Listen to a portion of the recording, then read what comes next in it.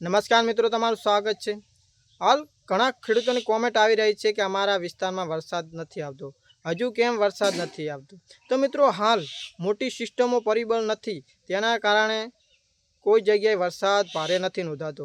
હાલમાં એવી સ્થિતિ છે કે સામાન્ય ઝાપટા મોટા ભાગે પડી રહ્યા છે, જેના લીધે ખેડૂત ખૂબ જ ચિંતામાં છે।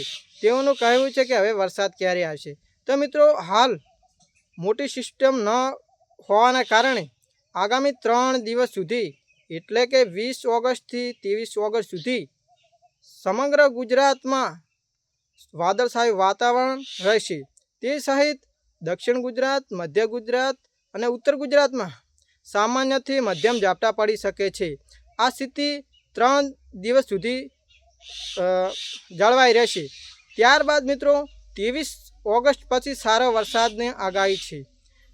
23 ઓગસ્ટથી 28 ઓગસ્ટ વચ્ચે મઘા નક્ષત્રમાં સારો વરસાદ નોંધાઈ શકે છે। આ વરસાદમાં ભારેથી અતિ ભારે નથી, પરંતુ સામાન્યથી મધ્ય વરસાદ નોંધાશે, જેમાં સૌરાષ્ટ્ર, દક્ષિણ ગુજરાત, મધ્ય ગુજરાત અને ઉત્તર ગુજરાતમાં એવો સારો વરસાદ પડી શકે છે। તેમાં પણ અમુક ભાગોમાં જ પડી શકે છે। આમાં મોટી સિસ્ટમ ન હોવાને કારણે અહીં અમુક ભાગોમાં જ સામાન્ય વરસાદ પડી શકે છે મિત્રો। અને તે સહિત કચ્છના વિસ્તારોમાં પણ ઝાપટા પડી શકે છે, તેમાં કોઈ મોટી વરસાદની કોઈ શક્યતા નથી મિત્રો, જેથી ખાસ નોંધ લેવી।